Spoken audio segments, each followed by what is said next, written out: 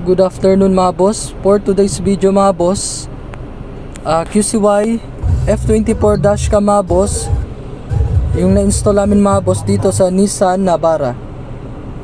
Ito yung pinaka latest na dashcam namin mga boss, F24, naka 4K resolution na siya. And then yung camera niya sa likod 1080p yung camera. Yan mga boss.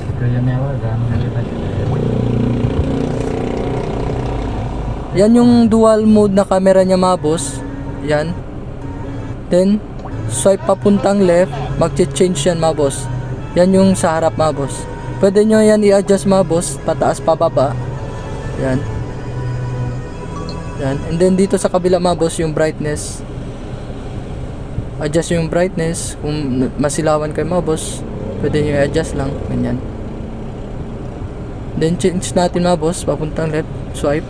Yan yung sa likod mga boss, yung camera nya. Swipe lang kayo papuntang left mga boss, pabalik-balik lang siya mag-change mga boss. Ito yung sa likod, balik lang yan ulit mga boss. Yan. Then try natin yung reverse boss. Try reverse. Yan mga boss. Pag mag-reverse kayo mga boss, automatic na siya mag-trigger sa reverse camera. Paki-park boss. Park. Yan.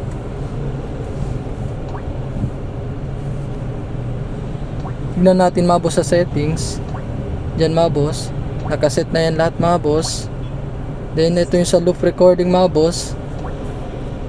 Every 3 minutes mga boss magka-cut yung video. Bale pinaka mahaba na video niya is 3 minutes lang. Yan mga boss. Ito naman mga boss yung maganda sa kanya dito sa parking guard. Lagay natin sa middle. Diyan. Example mga boss, nandun kayo sa mall, naka-park. O naka-off yung engine, syempre naka-off yung dashcam. Kung may nakasagi man, nakabangga mga boss, automatic siya magre-record kasi may parking sensor siya mga boss. Yun yung maganda sa kanya mga boss. Yan mga boss.